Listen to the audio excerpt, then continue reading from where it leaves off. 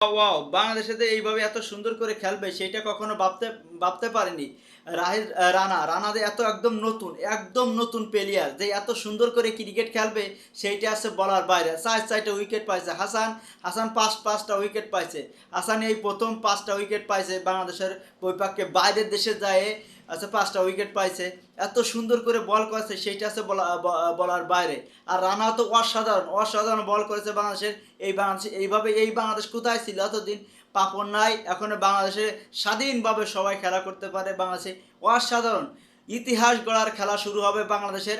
যদি পাকিস্তানদের হারাতে পারে, হোয়াইট হাউস করাতে গেলে আর বেশি রান লাগবে না, ১৮৩ রান লাগবে। ১৮৩ রান করতে পারলে বাংলাদেশ আছে জিতে যাবে। বাংলাদেশে তো বাংলাদেশের ১০ মানে উইকেট একদম মাঠে পড়ে যাচ্ছে। নতুন দিনের খেলা, নতুন যদি বৃষ্টি না হয় তাহলে বাংলাদেশে হোয়াইট ওয়াশ করার একদম ১০০% সম্ভাবনা রয়েছে। আর বাংলাদেশের যেহেতু একটা উইকেটও পড়ে নাই সেহেতু সম্ভাবনা অনেক বেশি বাংলাদেশ আছে পাকিস্তান দিকে হোয়াইট ওয়াশ করা। পাকিস্তানের নিজেদের মাঠেই হোয়াইট ওয়াশ হবে, তাদের জন্য অনেক একটা খারাপ বিষয় এটা। কিন্তু বাংলাদেশে এই প্রথম ইতিহাস সৃষ্টি করবে যদি পাকিস্তানকে যদি হোয়াইট ওয়াশ করতে পারে। আমরা চাই বাংলাদেশ এত সুন্দর করে খেলুক। আর বিশেষ করে সাকিবুল হাসান অসাধারণ বল করেছে। মেহেদী হাসান মিরাজ উইকেট না পেলেও অসাধারণ বল করেছে তাদের।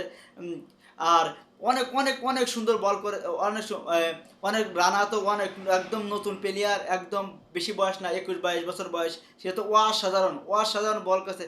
৪টা উইকেট পাইছে, বাবার আজমের উইকেট পাইছে। তারপরে এইভাবে মানে অনেক সুন্দর খেলা করেছে।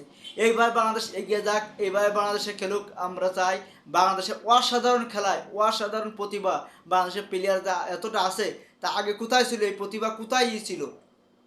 বাংলাদেশের সুন্দর করে খেলাটা দেখে তো